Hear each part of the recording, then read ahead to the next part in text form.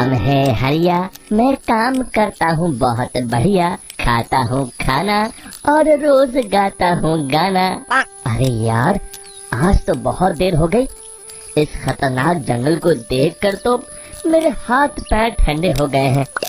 अगर मैं वक्त पर गांव नहीं पहुंचा तो मालिक बहुत नाराज हो जाएंगे। तभी हरिया को एक आवाज सुनाई देती है। सुनिए हरि जी। अरे, ये आवाज किसने दी?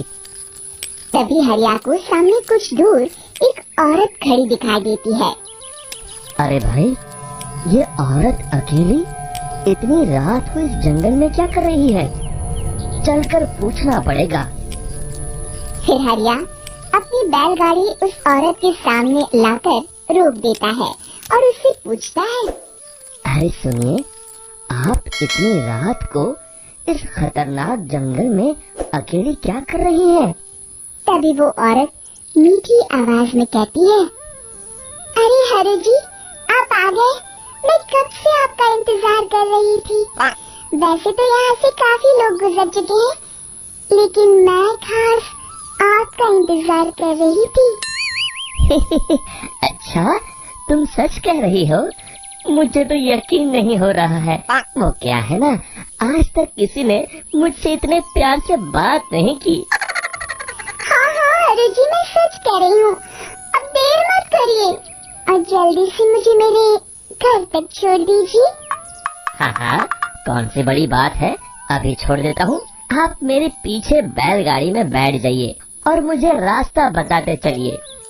फिर वो औरत हरिया की बैलगाड़ी में बैठ जाती है और हरिया बैलगाड़ी हाँकता हुआ आगे चल पड़ता है।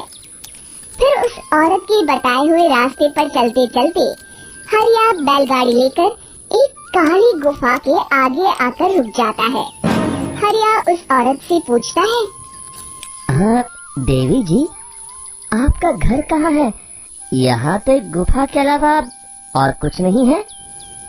तभी अचानक वो औरत हवा में उड़ने लगती है। देखते ही देखते उसका सुंदर रूप एक डरावनी चुड़ैल में बदल जाता है और वो जोर जोर से हंसती है। अरे तू तो एकदम मेरा बेवकूफ निकला। तू तो मेरी आसानी से मेरी बातों में आ गया।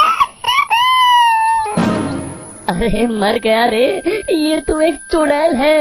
हे भगवान बचा ले, ये तो बड़ी डरावनी दिखाई दे रही है। और फिर अगले ही पल हरिया की बैलगाड़ी में रखा सारा सामान हवा में उड़ता हुआ उस काली गुफा के अंदर चला जाता है और वो चुड़ैल भी उस गुफा के अंदर जाकर कहीं गायब हो जाती है। हरिया ये नजारा देख बुरी तरह घबरा और परेशान हो जाता है। अरे, ये चुड़ैल तो मेरा सारा सामान लेकर गुफा में गायब हो गई। अब क्या होगा? अगर मैं गांव खाली हाथ गया तो मालिक मेरी अच्छी खबर लेंगे। मेरी इस बात का कोई यकीन भी नहीं करेगा। फिर आखिर वही हुआ। हरिया के मालिक चंपक सेठ को हरिया की किसी भी बात पर रत्ती भर भी यकीन नहीं हुआ। चंपक सेठ को लगा हरिया झूठ बोल रहा है और उसने ही लालच में आकर सारा सामान हड़प कर लिया है। फिर हरिया को बेईमान समझकर चंपक सेठ उसे काम से निकाल देता है। अगले दिन अपनी दुकान में परेशान बैठा चंपक सेठ गुस्से में बड़बड़ाता है। अरे, दुकान में तो सामान बिल्कुल भी नहीं है। अब मुझे ही शहर जाकर सामान लाना होगा। फिर वो अपनी बैलगाड़ी लेकर शहर चला जाता है। शहर से सामान लेकर जब चंपक सेठ वापस गांव लौट रहा होता है, तभी उसे एक आवाज सुनाई देती है। चंपक जी, ओ चंपक जी। अरे, ये तो कोई मेरा नाम लेकर मुझे पुकार रहा है।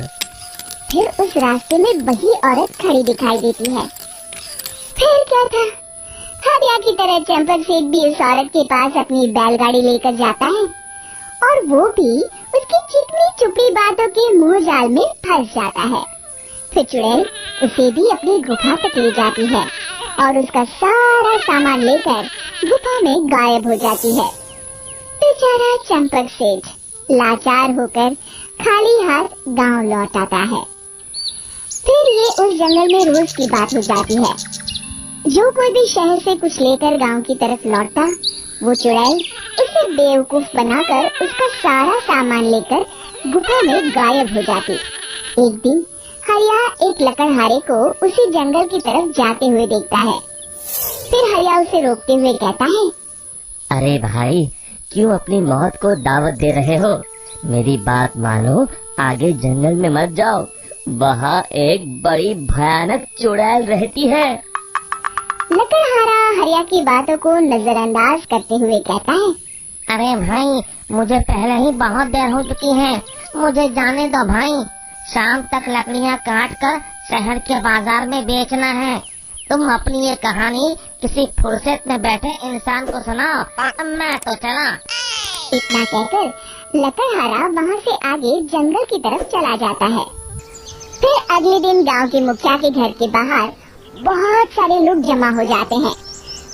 तभी हाथ में कुल्हाड़ी लिए खड़ा लकड़हारा कहता है, अरे मुखिया जी, अब आप ही हमें बचाइए उस जंगल वाली चुड़ैल से। हमारा सारा काम तो शहर से ही होता है। अरे मुखिया जी, उस चुड़ैल की वजह से तो मैं पूरी तरह बर्बाद हो गया हूँ। हम सबको मिलकर उस चुड़ैल का कोई इलाज करना पड़ेगा। तभी भीड़ में खड़ा बीरा कहता है, आप लोग चिंता मत करिए, कल से वो चुड़ैल किसी को नहीं लूट पाएगी। मेरे पास एक बहुत अच्छी तरकीब है।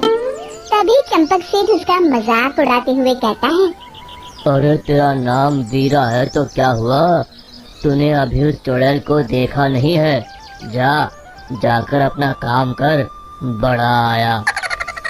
तब मुखिया जी कहते हैं, नहीं नहीं चंपक सेठ, मुझे लगता है हमें इस लड़के को एक मौका देना चाहिए। फिर सभी गांव वाले मुखिया जी की बातों से सहमत हो जाते हैं और वीरा शाम को एक बैलगाड़ी में कुछ सामान लादकर उस जंगल की ओर चल देता है। वीरा, ओ वीरा, कहाँ जा रहा है? तभी वीरा मुड़ के देखता है, वही चुड़ैल एक औरत के रूप में खड़ी है। अरे बहन जी, मैं आपको ही ढूंढ रहा था। देखिए, मैं आपके लिए क्या लाया हूँ। अरे वाह, तू खुद मेरे लिए इतना सामान लाया है। तू ही अकेला गांव में समझदार है। जरा देखो, मैं भी खोल के जैसे ही चुड़ैल उस सामान पर से कपड़ा हटाती है, एक भगवान शिव की तेज रोशनी उसके अंदर मूर्ति से निकलती है और चुड़ैल अपने असली रूप में आकर जलने लगती है। अरे मैं जल रही हूँ, बचाओ! ओम नमः शिवाय! देखते ही देखते वो चुड़ैल राख के साथ उड़ जाती है और सभी गांव वाले भी वहां जाते हैं। शिक्षा बुराई पे सदा अच्छाई की ही जीत होती है।